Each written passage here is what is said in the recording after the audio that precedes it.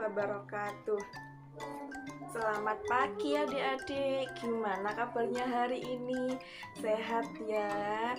Nah, adik-adik harus senantiasa bersyukur kepada Allah karena adik-adik telah diberi kenikmatan berupa kesehatan. Oke. Adik-adik, hari ini kita akan belajar tematik kelas 4 ya. Nah, pelajaran yang akan kita bahas yaitu tema 9, Kayanya Negeriku, subtema 1, Kekayaan Sumber Energi di Indonesia pada pembelajaran 1. Oke adik-adik, sebelum kita mulai pembelajaran hari ini, kita nyanyi dulu ya bareng-bareng biar adik-adik lebih semangat lagi belajarnya, kemudian nggak loyo, nggak ngantuk, dan lebih konsentrasi. Oke, siap ya? Kita akan menyanyikan lagu Berkibarlah Benderaku. Kita nyanyi bersama-sama ya adik-adik dalam hitungan 1-3 mulai. Oke? 1, 2, 3.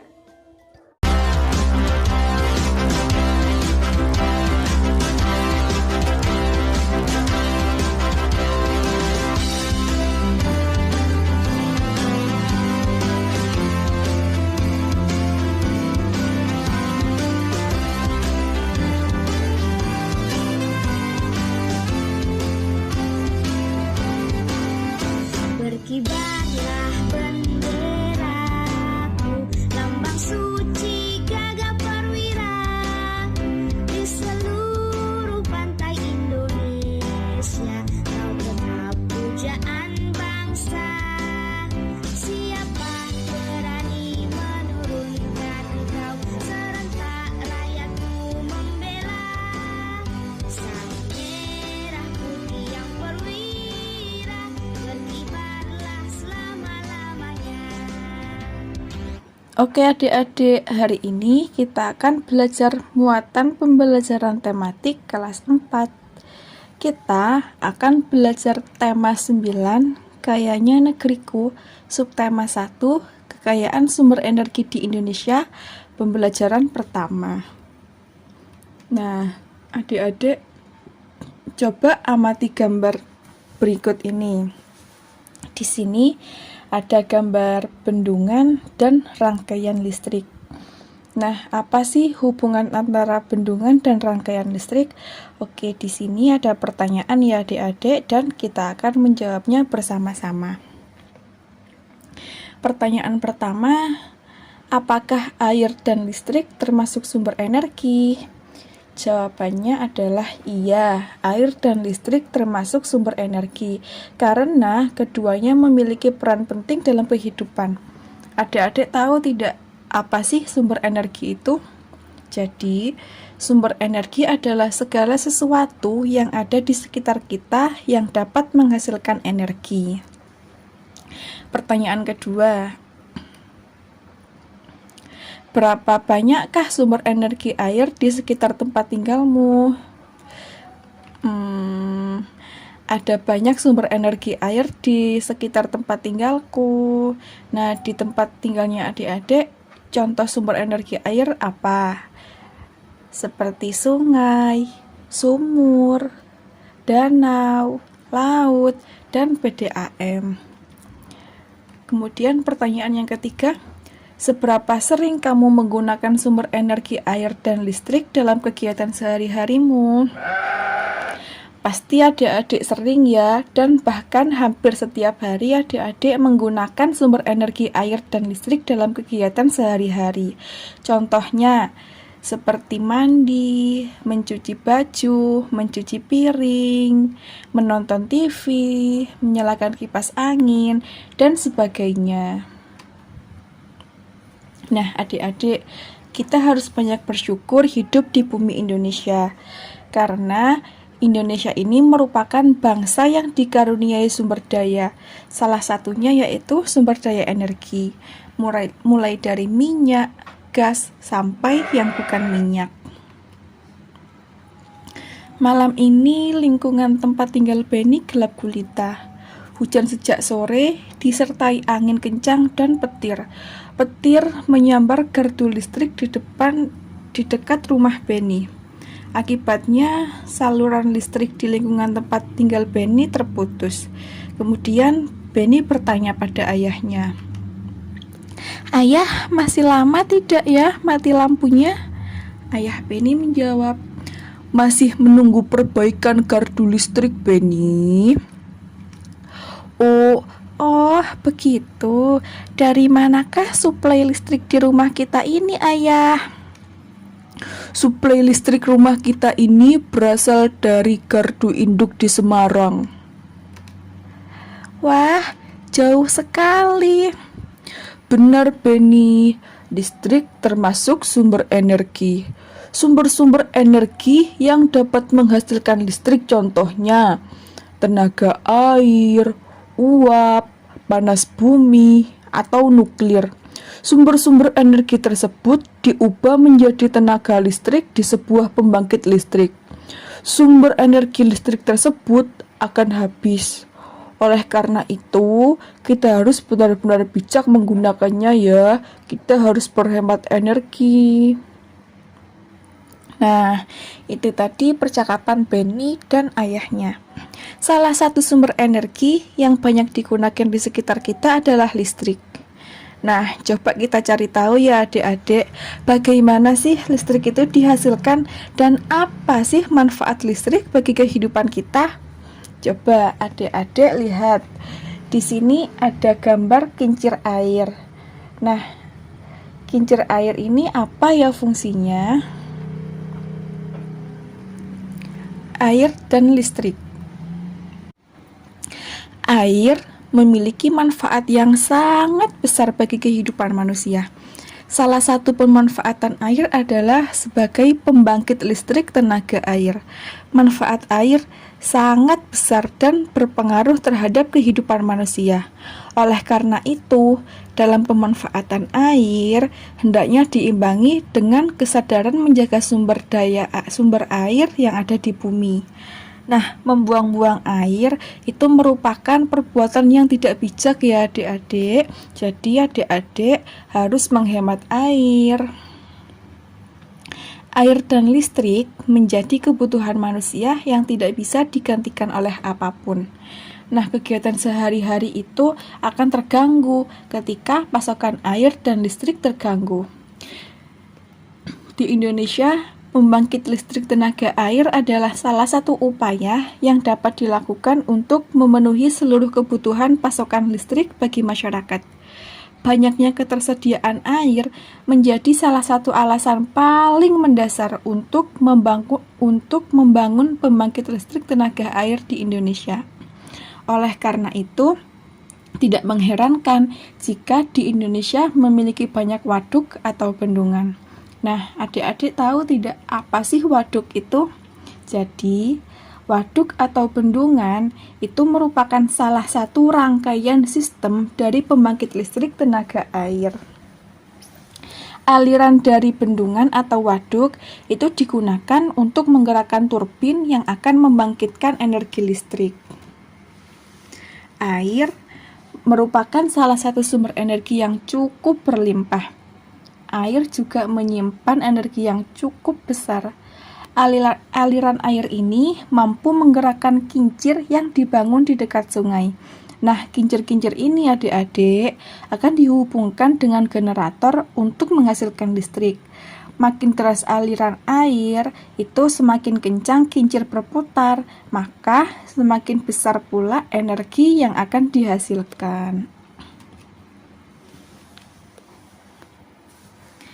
Nah, adik-adik, apa fungsi air dalam pembangkit listrik tenaga air itu? Jadi, air berfungsi menggerakkan kincir air. Gerakan kincir air itu diubah menjadi energi listrik oleh generator. Mengapa untuk menghasilkan listrik perlu dibangun sebuah bendungan? Nah, bendungan ini dibangun agar dapat dijadikan energi listrik dengan penggunaan kincir air yang digerakkan oleh arus air. Maka dari itu dapat dihasilkan energi listrik.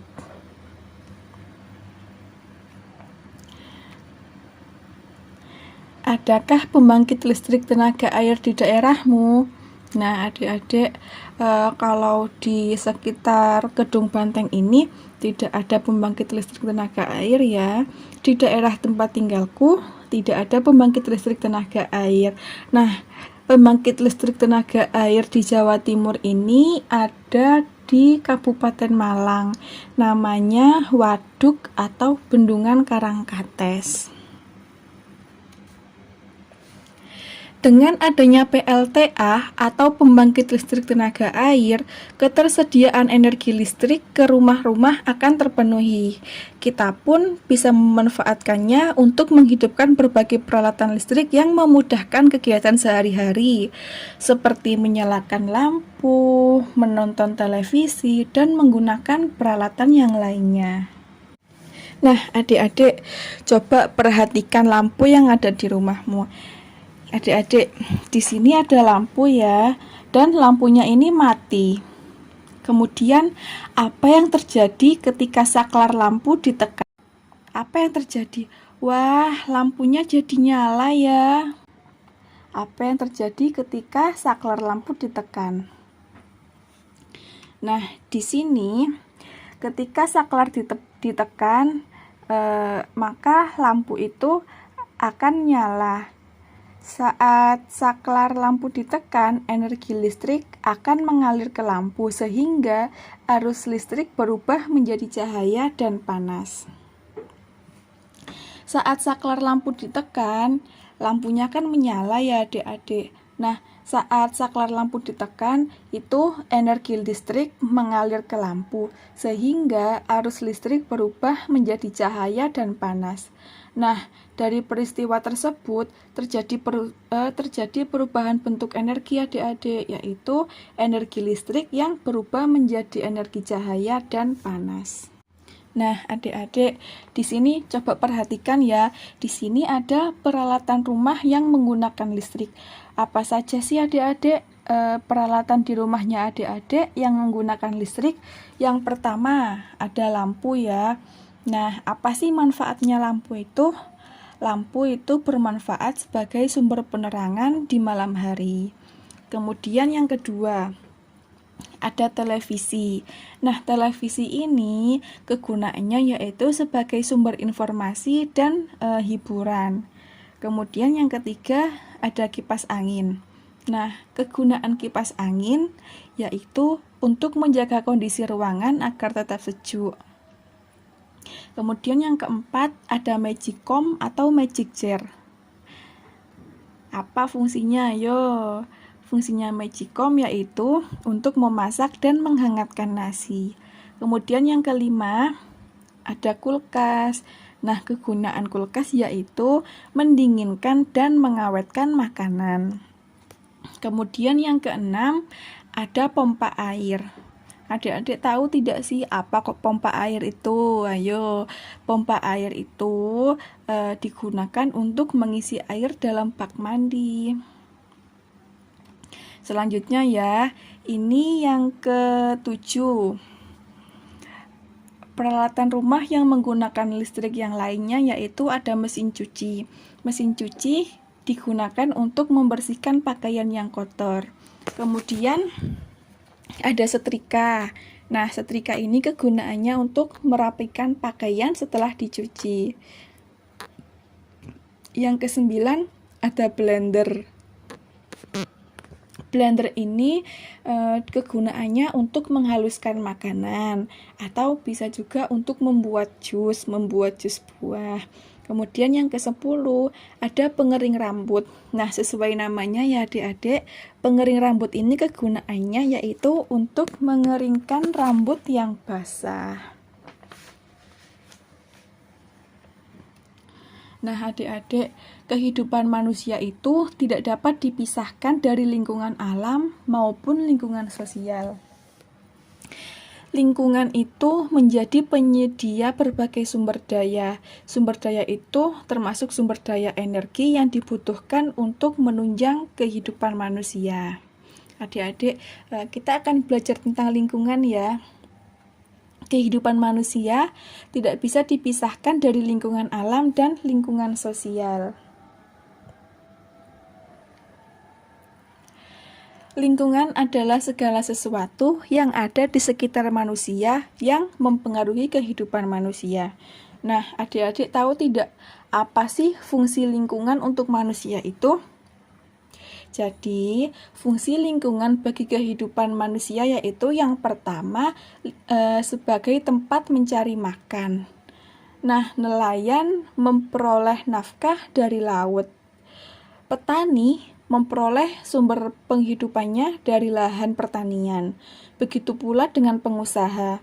Pengusaha memperoleh sumber penghidupan nafkah dari proses produksi, yaitu mengelola bahan-bahan dari lingkungannya. Kemudian, fungsi yang kedua yaitu sebagai tempat bekerja. Setiap manusia melakukan berbagai aktivitas untuk mencari nafkah. Berbagai aktivitas tersebut menimbulkan terjalinnya interaksi sosial. Hal ini juga menunjukkan ketergantungan antar manusia dengan sesamanya.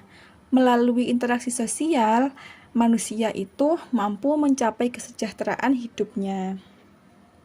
Kemudian, fungsi lingkungan bagi kehidupan yang ketiga yaitu sebagai tempat tinggal. Nah, adik-adik tentu bisa membayangkan ya, bagaimana jika suasana lingkungan tempat tinggal adik-adik itu kotor, kemudian dipenuhi dengan sampah yang bau, ditambah lagi bising, penuh asap pabrik maupun kendaraan. Kemudian airnya juga keruh dan listriknya padam. Tentu tidak nyaman ya adik-adik kalau tinggal di kawasannya seperti itu. Jadi, tumbuhan dan hewan tidak mampu bertahan hidup jika keadaan lingkungannya berubah. Ikan tidak dapat bertahan hidup di darat. Begitu pula dengan kambing. Kambing tidak dapat bertahan hidup di air. Nah, setiap makhluk hidup memerlukan lingkungan tertentu sebagai tempat tinggal. Misalnya nih adik-adik ya,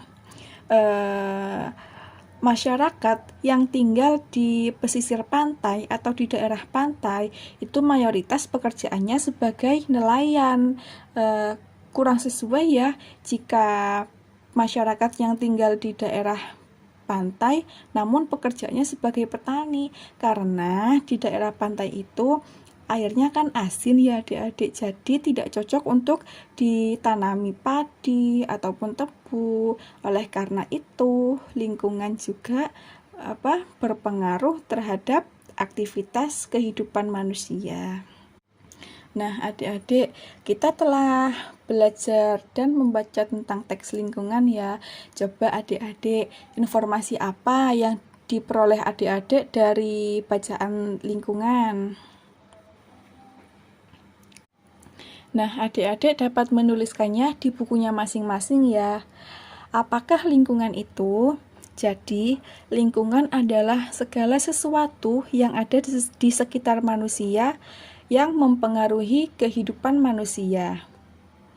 Kemudian yang kedua, ada berapa jenis lingkungan? Sebutkan. Nah, lingkungan itu ada lingkungan biotik dan lingkungan abiotik ya adik-adik.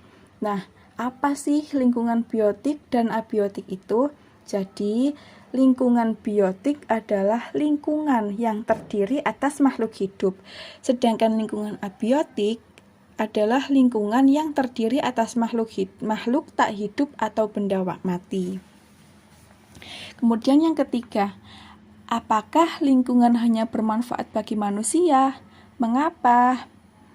Tentu tidak ya adik-adik, lingkungan itu tidak hanya bermanfaat bagi manusia, tetapi bermanfaat juga bagi hewan dan tumbuhan, karena hewan dan tumbuhan juga makhluk hidup dan memerlukan lingkungan untuk bertahan hidup.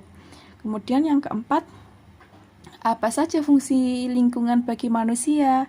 Nah, tadi sudah kita pelajari ya, fungsi lingkungan bagi manusia itu ada 3 ya. Yang pertama, sebagai tempat mencari makan. Yang kedua, tempat bekerja. Dan yang ketiga, sebagai tempat tinggal. Ini pertanyaan kelima. Mengapa lingkungan bisa mempengaruhi aktivitas manusia? Karena segala bentuk kegiatan manusia dalam pemenuhan kebutuhan manusia senantiasa beradaptasi atau menyesuaikan diri dengan lingkungannya.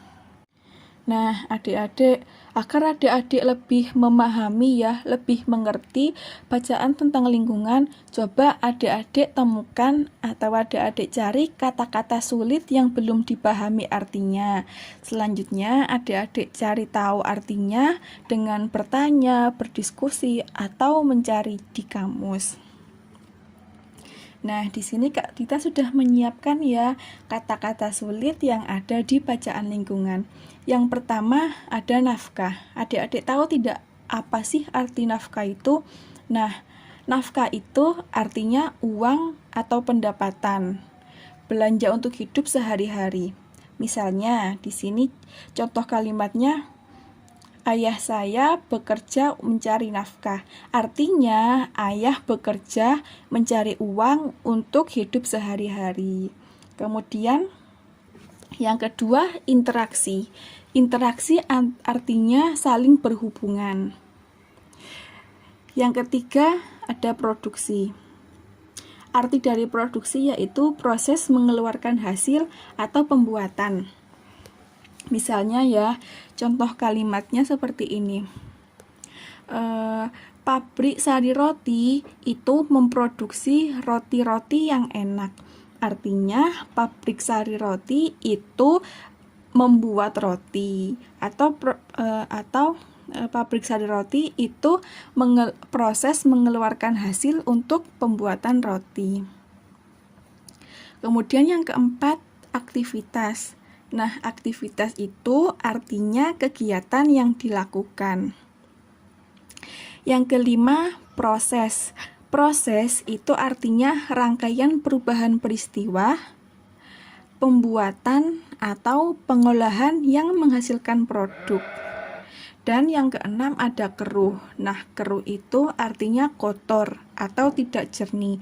Keruh ini biasanya digunakan untuk air adik-adik. Misalnya, air sungai di tempat tinggalku keruh, artinya air sungai di tempat tinggalku kotor atau tidak jernih. Nah, adik-adik, berdasarkan bacaan tentang lingkungan, coba adik-adik buat kesimpulan dari bacaan tersebut. Jadi, kesimpulannya yaitu lingkungan adalah segala sesuatu yang ada di sekitar manusia yang mempengaruhi kehidupan manusia. Lingkungan berfungsi sebagai tempat mencari makan, tempat bekerja, dan tempat tinggal. Nah, adik-adik telah membaca bacaan yang berjudul lingkungan. Sekarang, coba adik-adik cari informasi mengenai manfaat lingkungan dari orang-orang yang ada di sekitar adik-adik. Adik-adik dapat mencari informasi tersebut dengan bertanya atau melakukan wawancara dengan teman. Nah, di sini Kak Dita sudah menyiapkan manfaat lingkungan bagi kehidupan. Yang pertama yaitu lingkungan sebagai tempat mencari makan. Yang kedua, lingkungan sebagai tempat kerja. Yang ketiga, lingkungan sebagai tempat tinggal. Yang keempat, lingkungan itu tempat untuk bersosialisasi dengan yang lain. Kemudian yang kelima, lingkungan itu juga dapat digunakan sebagai tempat edukasi atau pendidikan. Adik-adik bisa sekolah, itu salah satu manfaat dari lingkungan. Kemudian yang keenam, tempat atau sarana untuk kebudayaan atau kesenian. Dan yang ketujuh, manfaat lingkungan yaitu menyediakan unsur-unsur penting bagi kehidupan manusia. Wah, nggak kerasa ya adik-adik, kita sudah selesai pembelajarannya. Oke adik-adik, semoga pembelajaran hari ini bermanfaat bagi adik-adik ya. Kita bertemu lagi di pembelajaran selanjutnya. Tetap semangat belajar adik-adik, oke? Nah, adik-adik sudah menyaksikan tayangan video ini. Semoga pembelajaran hari ini bermanfaat untuk adik-adik semua. Adik-adik, kalau ada yang belum dipahami atau belum dimengerti, adik-adik tanya ke Bu Guru ya. Adik-adik jangan lupa semangat belajar dan terus menggapai cita-cita. Oke adik-adik, kita akhiri dulu ya pembelajaran hari ini. Sampai jumpa di pembelajaran berikutnya. See you. Wassalamualaikum warahmatullahi wabarakatuh.